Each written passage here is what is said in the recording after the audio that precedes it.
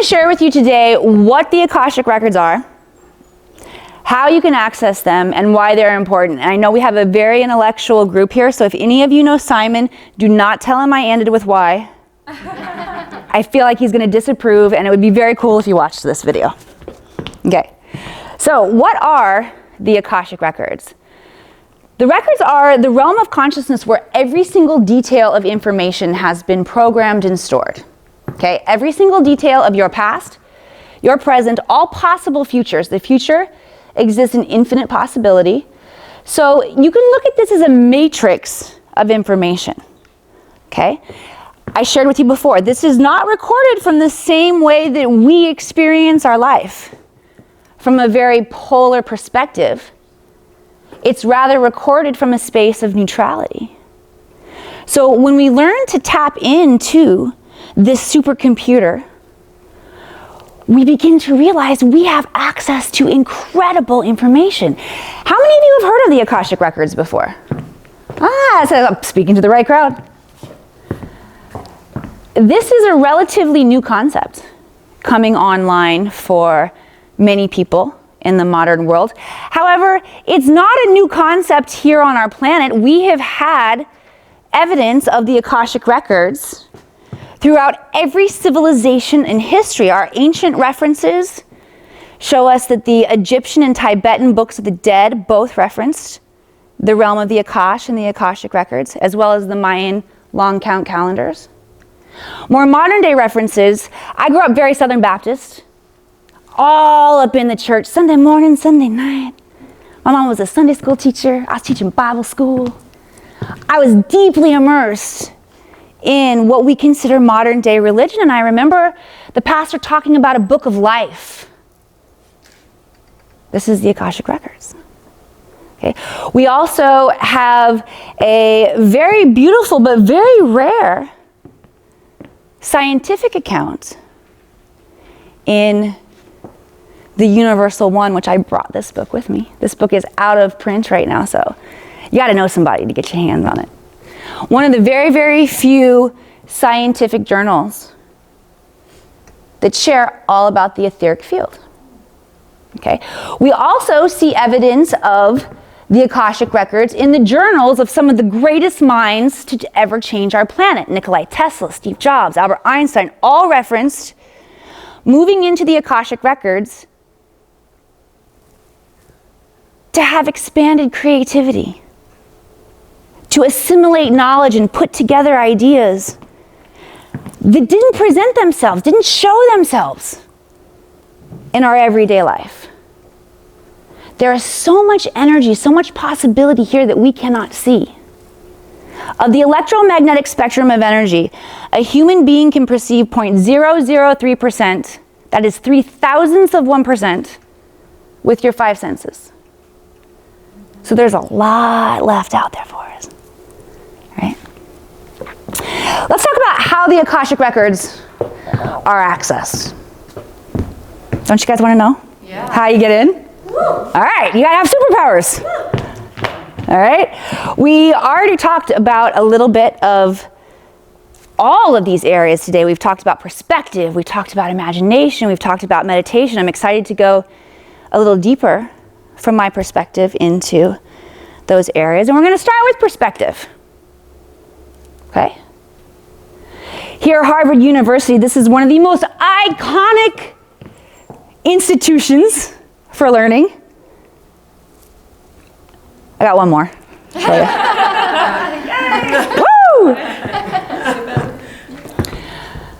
My agent called me up one day and she said, "Emily, you've got this audition for Saved by the Bell." And I'm like, yes! I grew up watching Zach and Kelly. I'm gonna go. And I studied so hard for this audition. I knew my lines backwards and forwards. I was so excited. But then as you get excited and you get closer and closer, like the nerves kind of start setting in. So my excitement started giving way to the nervousness, but I was still like talking myself up, I got this. And I'm sitting in a room of 50 other beautiful women, all auditioning for the same part that I am. And we're all trying not to look at each other like we're sitting in our chairs. And peek up out of the corner of our eyes every now and then. Everybody just keeping to themselves.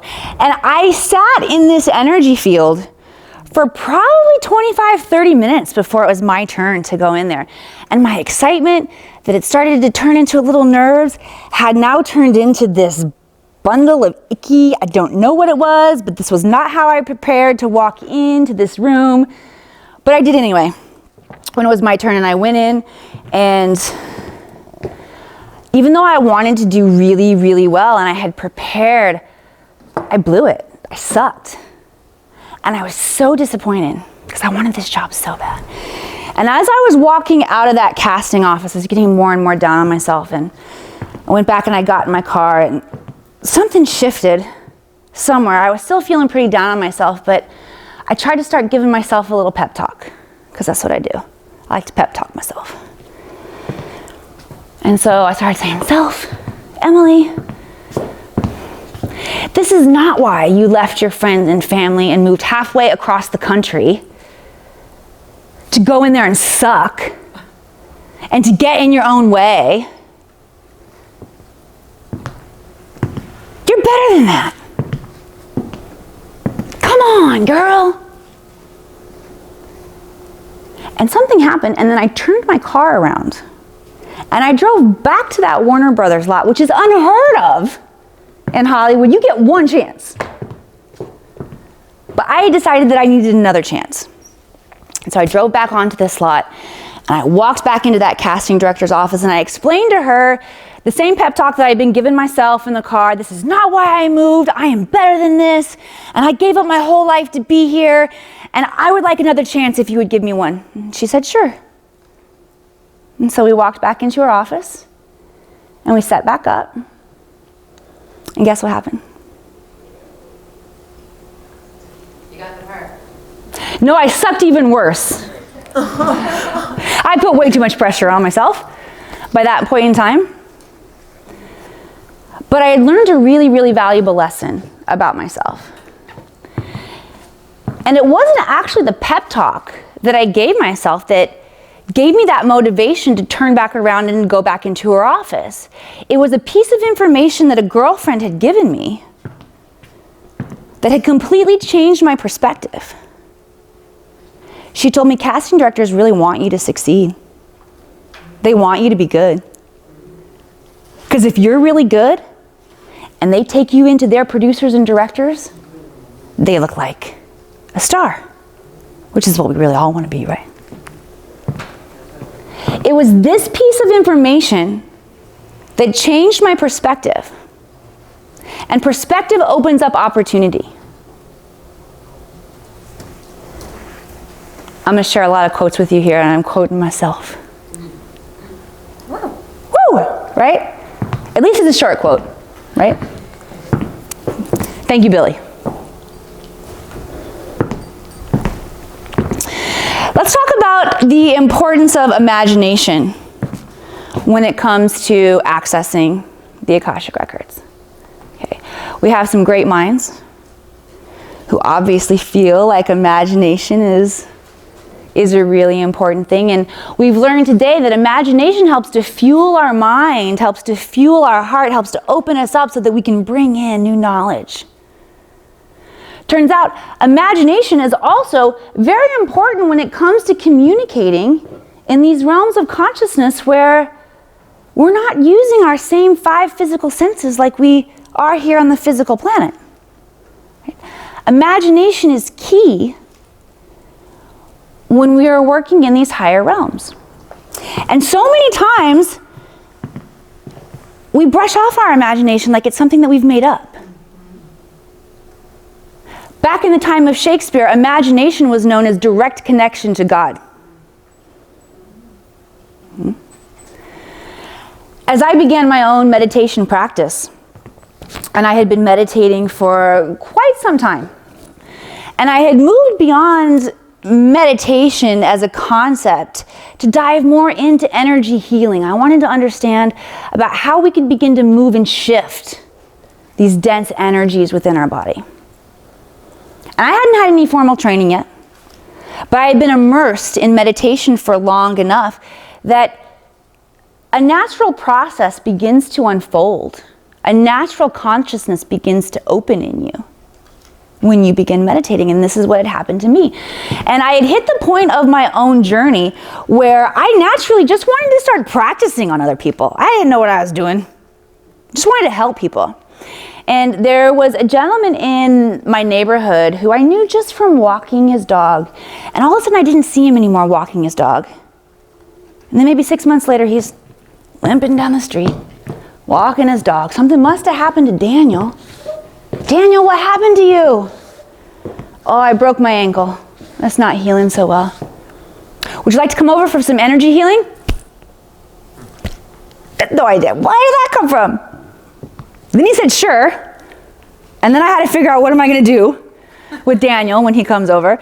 And so I set Daniel up on my front porch, and I propped his leg up, and I started waving a tuning fork around. I put some special music on for him, and I'm thinking, if my husband comes home right now, I'm going to have some crazy explaining to do.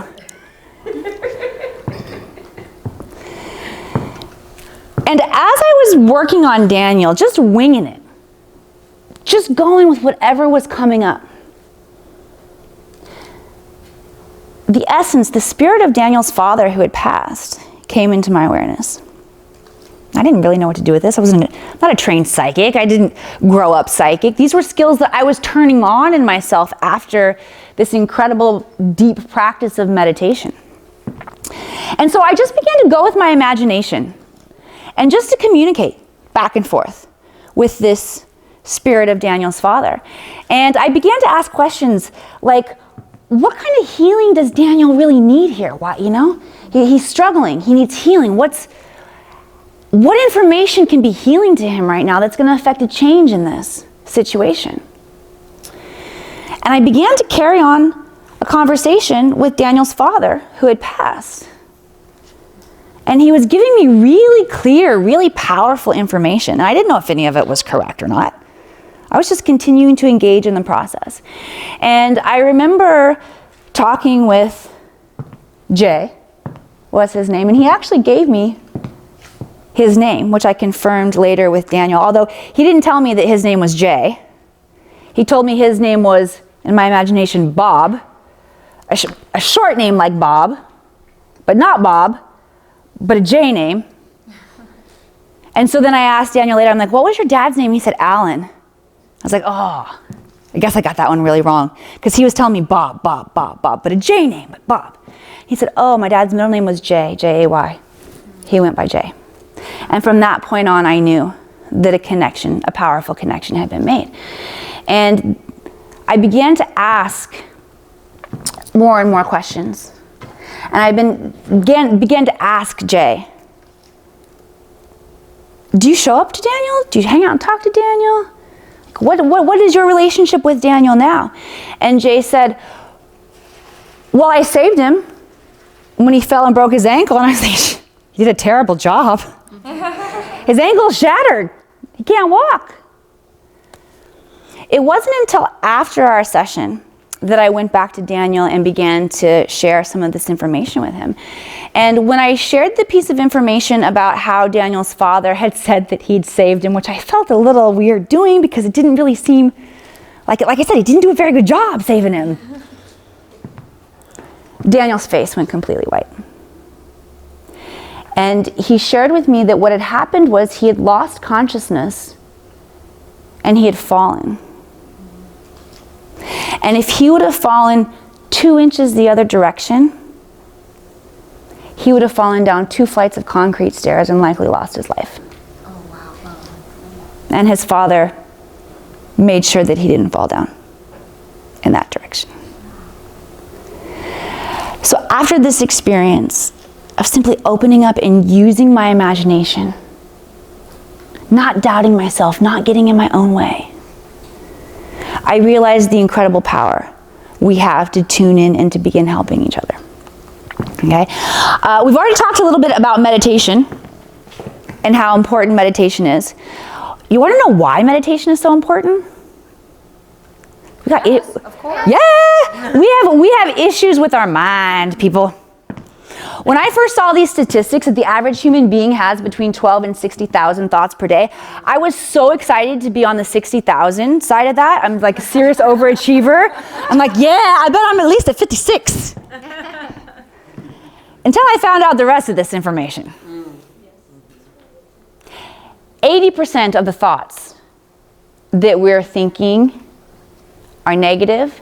95% are the exact thoughts that you thought yesterday, and 95 to 99% of them are subconscious, so you don't even realize that you're thinking them. So this is what's going on inside of our brain until meditation comes in. Meditation will begin to slow down those thoughts. And we know how important thoughts are. Thoughts are the building blocks of everything that we experience here on the planet. So meditation is incredibly important for every single one of us. You guys heard the Zen proverb before? Everyone needs 20 minutes of meditation a day, unless you are too busy, and then you need an hour.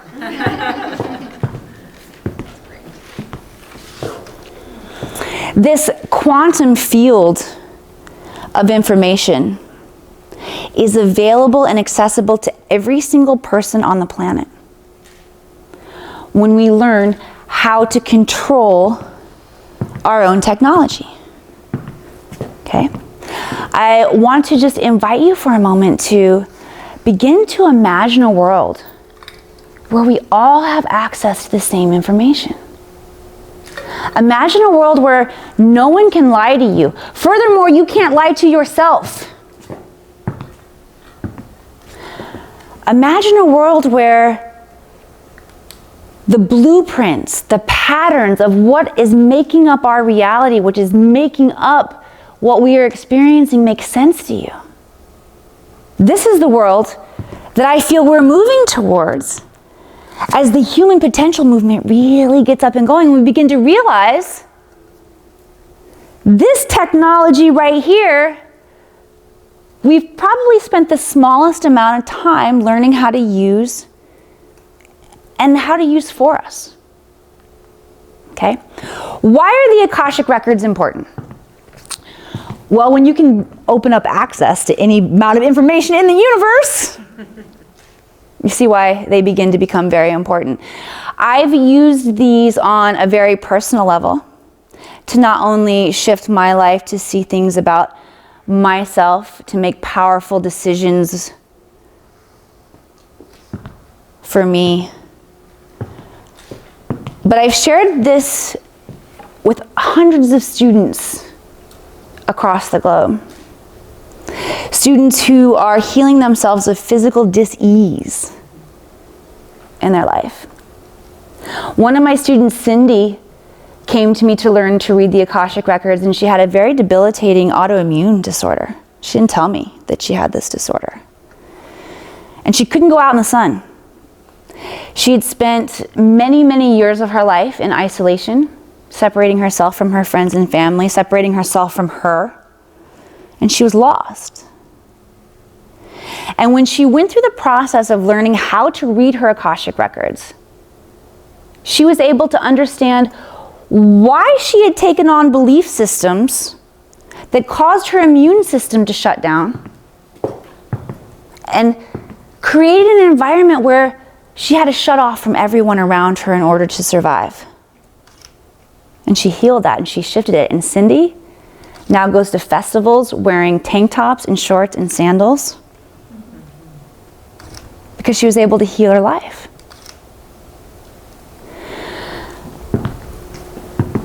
For the past 3 years that I've been sharing this information, it's been truthfully mostly women who are interested in this knowledge. I have a handful of male students, but the vast majority of my students are women. I'm seeing a shift. It's not only women now, but it's men.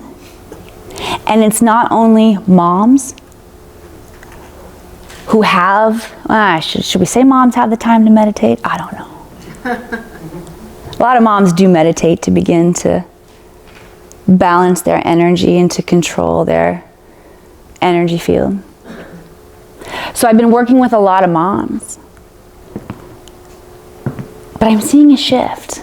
And I'm seeing an excitement in the researchers and the scientists and the authors and the government officials and business professionals who want to begin using this knowledge to bring about new innovations here on our planet, to bring about advancement in medicine, to bring about new technology on our planet. The vast majority of our brain power, our creative brain power, is developing technology that we're killing each other with. Proposing a shift. I recently got to take part in a very, very special research project at the California Institute for Human Science. You're going to see in the bottom picture here on the, I'm so bad at my right and left. Casey, right here. This one's Casey. Casey Connolly is a geneticist. She had us in this copper box here. It's known as a Faraday box. And what we were doing in there is we were testing and measuring human consciousness and the effects on the body. Human consciousness. This is my other friend Sparky. Sparky, also known as Grandma Sparky, started the Blue Ribbon movement. Very, very powerful woman. Two powerful women right here. Casey is submitting this research to be considered for a Nobel Prize. Yeah, amazing. Yeah, she is. And, by the way, when she measured me, I got a perfect score. She said she'd never seen a perfect score before. Wow. I know, I was pretty pleased with myself. When we put this information in the hands of our geneticists, of our scientists, of our researchers, of our moms, our dads, our doctors, our lawyers, our politicians, and God bless you, the business entrepreneurs of the planet. The entrepreneurs of the planet will be the ones who shift and change the structures. It is not the politicians, it is not those who we feel like are in charge here on the planet. It's those of us who create products and services to serve our community. We decide what the future looks like.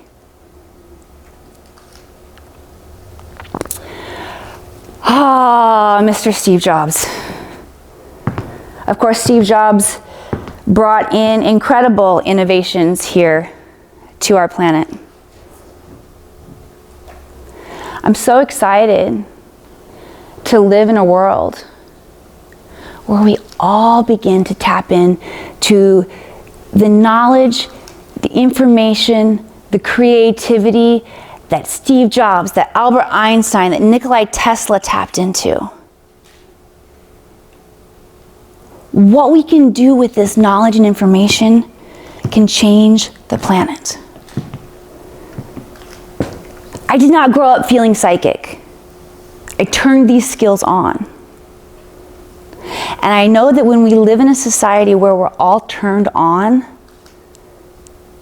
things are going to look a lot different. Thank you.